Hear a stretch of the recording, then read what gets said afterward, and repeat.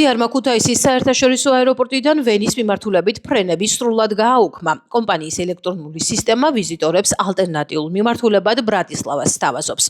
ქუთაისი ვენის რეისების გაუქმება მნიშვნელოვანი დარტყმაა საქართველოს ტურიზმის ინდუსტრიისათვის. ამის შესახებ ახალგაზრდა გიდების ასოციაციის ხელმძღვანელმა ლაშა ბერეკაშვილმა ბიზნეს პრეს ნიუსთან ინტერვიუში განაცხადა. ვენის მიმართულება იყო ერთ-ერთი მთავარი დამაკავშირებელი ხაზი საქართველოსა და ევროპას შორის.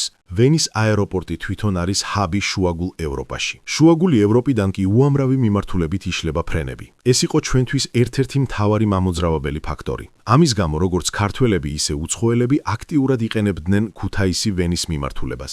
მკითხველმა ისე არ უნდა გაიგოს თითქოს მხოლოდ ერთი რომელიღაც მიმართულება გაუქმდა. ეს იყო მთავარი დამაკავშირებელი ხაზი, როგორც საქართველოში ჩამომსვლელი ტურისტებისათვის, რომლებიც იყენებდნენ ვენის აეროპორტს, რომ აქ მოხვედრილიყვნენ.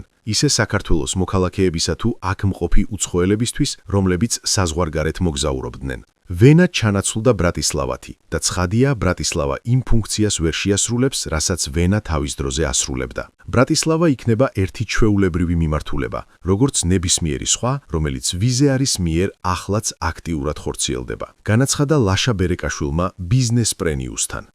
ცნობისათვის ვიზიარმა ვენაში მდებარე ბაზის დახურვა გასული წლის სექტემბერში დაანონსა. როგორც ავიაკომპანიაში აცხადებენ, ბაზის დახურვა ორ ეტაპად 2026 წლის 15 მარტამდე უნდა განხორციელებულიყო. რაც შეეხება გადაწყვეტილების მიზეზებს, კომპანია განმარტავს, რომ ეს ოპერაციული ხარჯების ზრდასა და უფრო მომგებიან ბაზრებზე სტრატეგიულ გადასვლას უკავშირდებოდა. ცნობისათვის ვიზიარი ქუთაისის აეროპორტიდან ვენის მიმართულებით კვირაში 4 ჯერ დაფრინავდა, ნოემბრიდან კი სიხშირე 3 ფრენამდე შემცირდა.